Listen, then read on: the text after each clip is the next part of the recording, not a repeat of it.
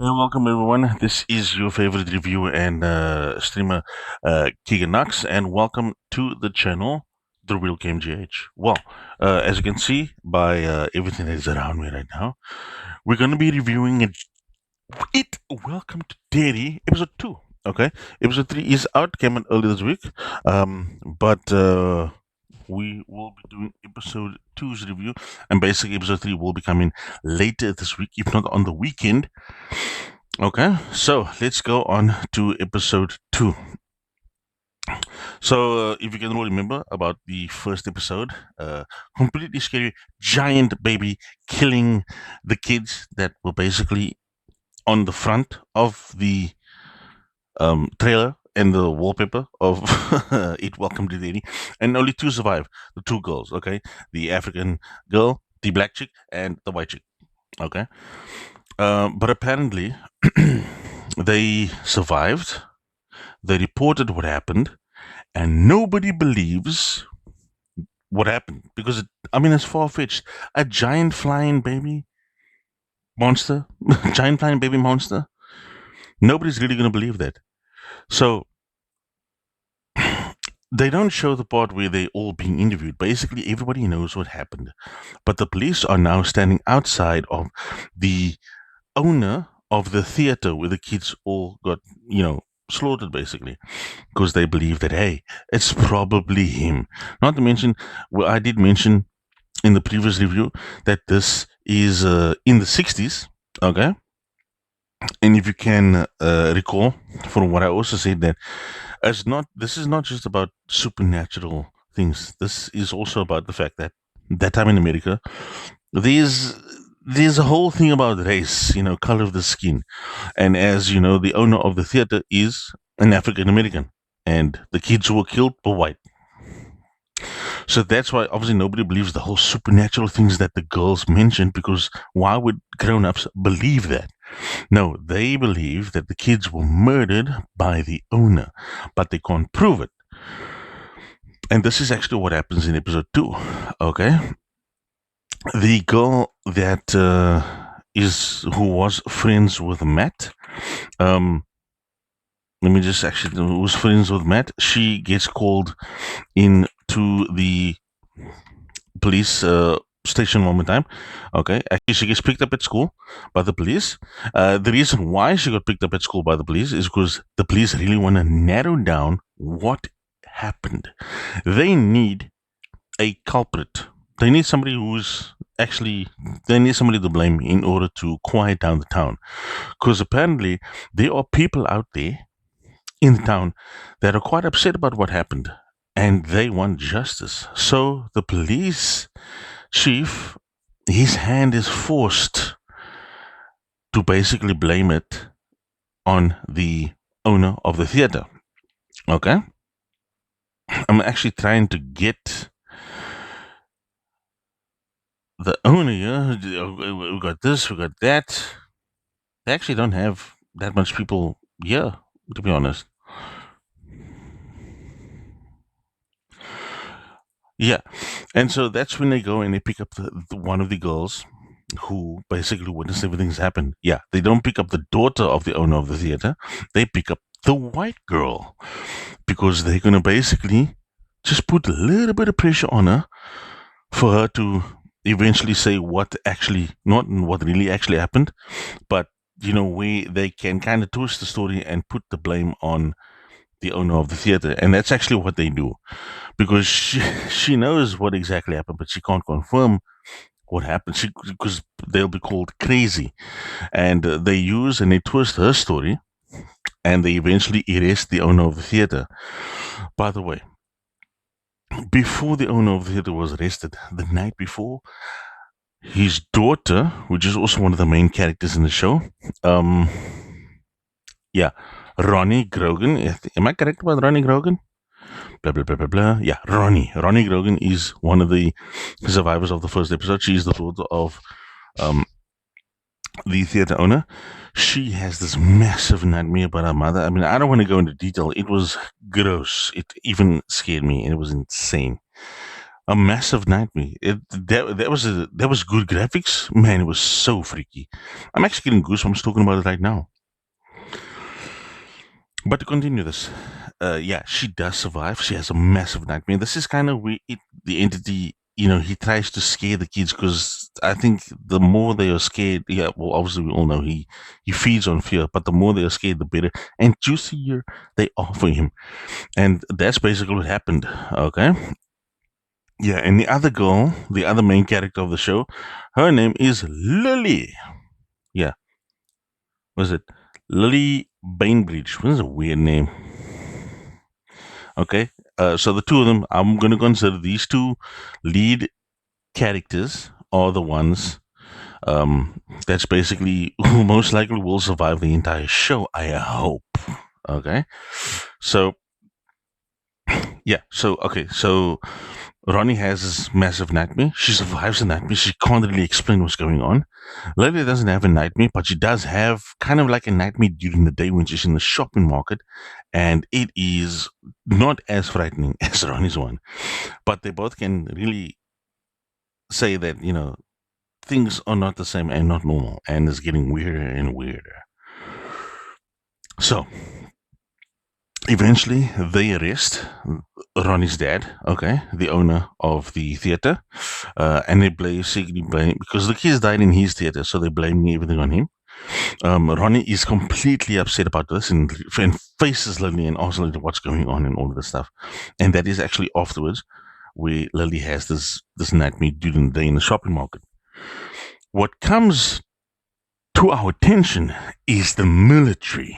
Okay, so now the new dude who joined the the military that is stationed right now.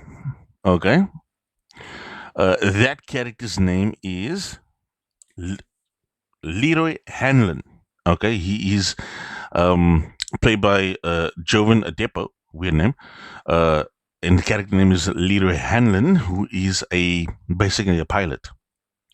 And he is now stationed at this particular military base.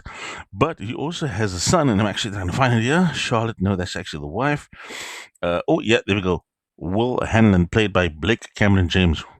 Okay, so Will is actually a pretty smart kid, and he goes to the school, and that's where he meets Ronnie, and they kind of become friends, and especially because Will is very intelligent, but he kind of like hides his intellect, and he meets a few other people at the school as well. There was this weird scene though in the episode 2.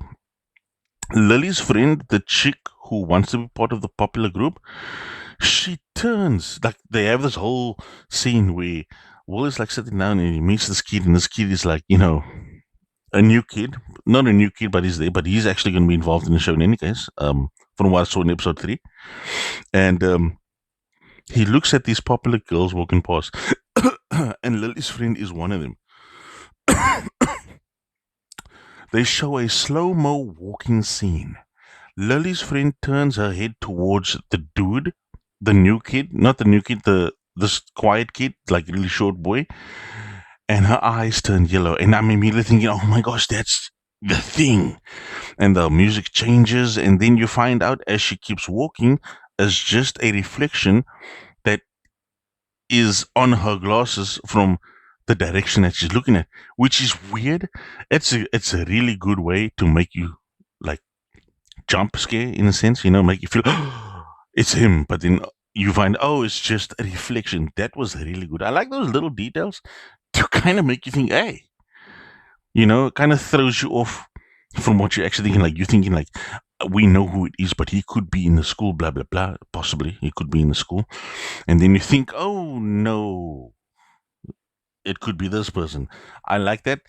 It was really good. I wonder, does it actually mean something? Which is the question. Okay, so apart from that little bot, Will meets Ronnie. They become good friends. And then coming back to Will's father, who is, like I mentioned, is Leroy Hannon. The general decides to basically inform Leroy what they're really planning, okay? What they're really up to. Yes, everything is about the Cold War. up against the Russians, the Soviets. But what is the weapon that they are building on? Actually, they're not building on a weapon. They're searching for the crash site and the elements to capture the entity and trap him. Yeah, they're looking for a way to capture it because apparently there's this one dude, another African American, who's going by the name. Let's see if I can find him here. No? Yeah. Chris Chalk, who plays Dick Halloran.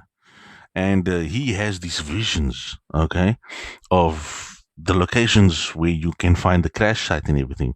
And they basically take information and he gets through his visions to find the crash site where they can find the containment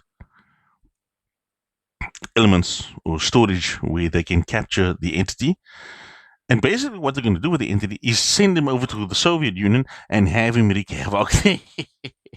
That's basically that. I was shocked. Kind of a lame plan. Our top secret weapon is to basically send a clown to the Soviet Union and have the clown defeat our enemy. I'm going to say it's a stupid idea.